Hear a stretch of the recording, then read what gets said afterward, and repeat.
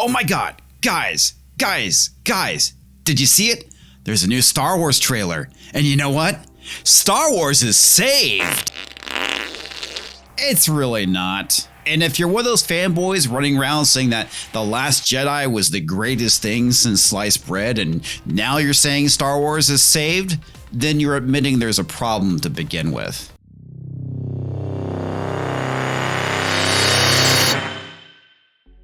Welcome back, Pixel Nation. Comics Division here. How the hell are you? So, apparently a new trailer was released at D23, if you can actually call it a trailer. What we got was 2 minutes and 10 seconds of stuff nobody really gives a shit about. We don't learn anything new, and quite frankly, I find it kind of odd that here we are, it's the end of August, and there's still no actual trailer for Rise of Skywalker. Which means this movie is probably a pile of hot garbage. And if this is the final trailer, that's pretty much confirmation. I don't know about you, but this trailer kind of comes off as a final act of desperation. We're bringing back all the things that people loved about Star Wars. Star Destroyer, C-3PO, the Emperor. Now that Disney seems to be done with having its way with the original trilogy, it's moved on to the prequels. And then there's the poster, which is an absolute joke because the visage of Emperor Palpatine was actually stolen from a toy. All I have to say is, come on Disney, this is the final film in your Skywalker saga and you're not exactly bringing your best. Now before we go and get into this trailer, make sure to go and hit that like button. Subscribe if you're new to the channel and bash that bell for instant notifications. If you'd like to go and help support the channel, head on over to Subscribestar, or you can go and do a one-time donation over at Ko-Fi. Or you can go and share this video, that would be a big help, so any support you give, I do appreciate it. Now, I'm not going to show you the first part of the trailer because it's nothing but repurposed footage. All Disney is doing is they're trying to suck you in using nostalgia. Now, with my Hunt video getting copyright claimed and geographically restricted, I fully expect YouTube to go and sucker fuck this video as well. So on with it then. So, 1 minute and 14 seconds into the trailer, we finally get the new footage. And like I said earlier, it really tells us nothing. Well, not exactly. What I am going to say is, it does confirm some spoilers. And I'll point those out as we get to them. So one of the rumors that's been going around is that the Knights of Ren have been searching for a cache of weapons left by Palpatine in unknown space. And this is probably where the classic Star Destroyers come in. And the Star Destroyers are supposed to be armed with basically Death Star lasers, which is dumb. The MacGuffin of the story is known as the Wayfinder, and this is the thing that everyone's looking for, and apparently it's in one of 3PO's old memory units. And this is the reason why Rey, Poe, and Finn are running around the galaxy having wacky adventures together. Now, another one of the rumors is that they go and retrieve the memory unit from a decommissioned droid factory, where the wrong module gets loaded into 3PO and he basically becomes a combat droid, and this is the reason why he grabs Chewbacca's bowcaster and... this is nonsense. All I have to say is if these spoilers are true, this movie is going to be really stupid. The Wayfinder turns out to be the Horcrux for Palpatine's soul, and then we also find out that the Knights of Ren have been loyal to Palpatine the entire time, and he's been manipulating Kylo Ren to go and release him. Oh, and then there's this pile of garbage. And naturally, the internet's been losing its shit over Dark Side Rey. Nobody gives a shit. Do you really think Rey's gonna be turning to the dark side? As much as that may actually make your character kind of interesting, it's not gonna happen and she's too much of a Mary Sue. And if it does, well, color me surprised. And let's be honest here, the only reason why this is being included is to drum up hype, because that's what trailers are supposed to do. I'm pretty sure the scene isn't going to have any real relevance in the movie. And that's all there is for this trailer. Yes, I'm using air quotes. You can't see them yet because I don't have the avatar, but I will soon. The fact that we haven't gotten a full trailer yet, I find very suspect. The only thing I can think of is that there has to be issues with this film that Disney's trying to cover up. And the idea is to try and build as much hype as possible. But all of this seems to be falling very flat. There's really nothing to this trailer. We're not learning anything new about the story. All we're seeing is a collection of scenes stitched together to try and get you excited to see this movie, which I'm not. Which sucks because I really love Star Wars. For me, the prequels were such a huge disappointment. Initially, when Disney bought Lucasfilms, I was rather excited. They had the opportunity to go and breathe new life into a franchise that was left on life support by George Lucas. But instead they smothered it with a pillow. When I saw the original Force Awakens trailer, I got really excited, I'm not gonna lie. Finally we're getting a movie that kinda looked like Star Wars again.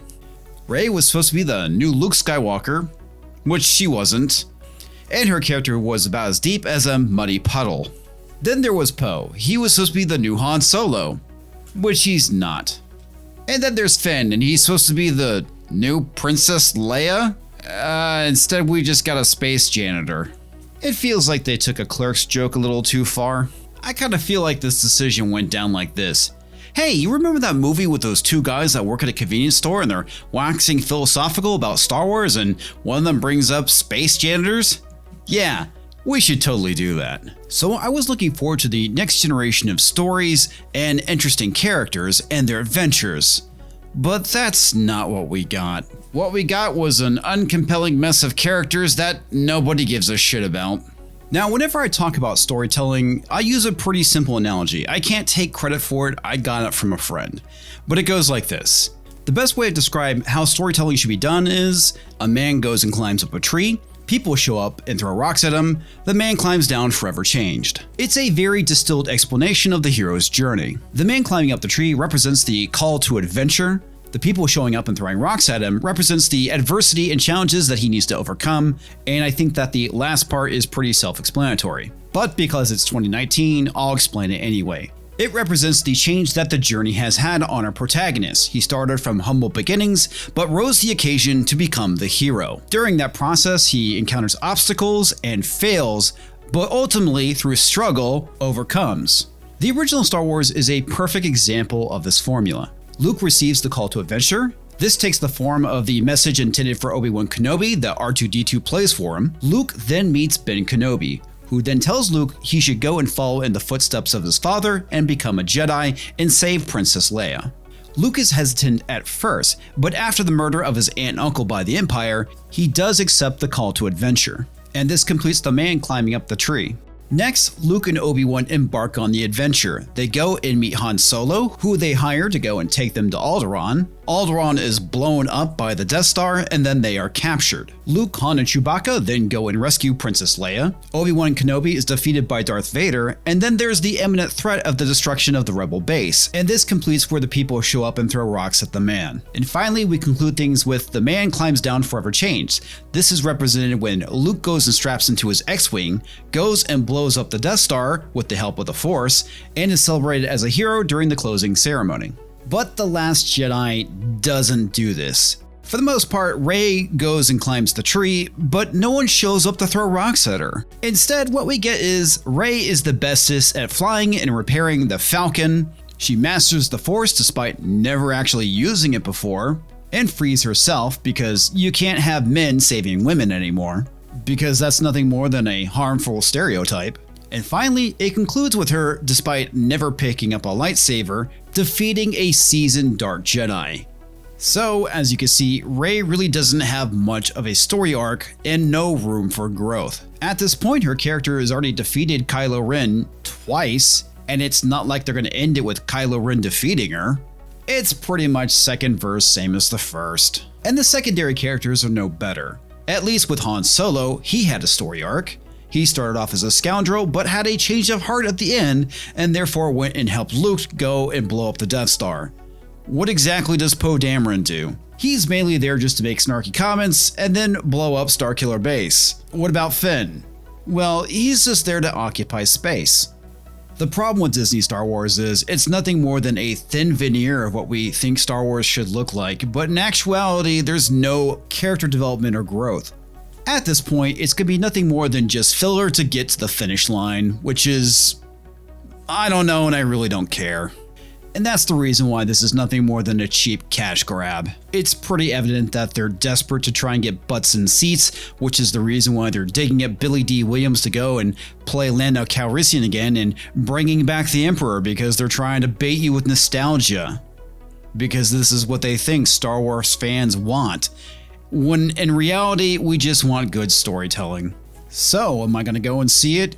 Yes, because I have a YouTube channel. I'm going to see it so you don't have to. If I didn't, there's zero fucks given. After that, I'm pretty much done with Disney properties. I'm not going to go and see any of the other MCU movies. Maybe I'll cover them once they come out on HBO. But for the most part, I'm done giving the Devil Mouse my money. And then there's Thor: Love and Thunder. Yeah, I'll probably go see that, because I want to watch that dumpster fire burn in person, and that's worth the price of admission. And that's all I got. I'll catch you next time, folks. If you enjoyed this video, make sure to hit that like button. And if you didn't, well, thanks for watching anyway. If you want to see more of my crappy content and shitty opinions, make sure to hit that subscribe button. Bash that bell for notifications. I've even heard it works on occasion. And I want to give a huge shout out to all of you who go and support me on Subscribestar. Thank you very much. You guys are awesome.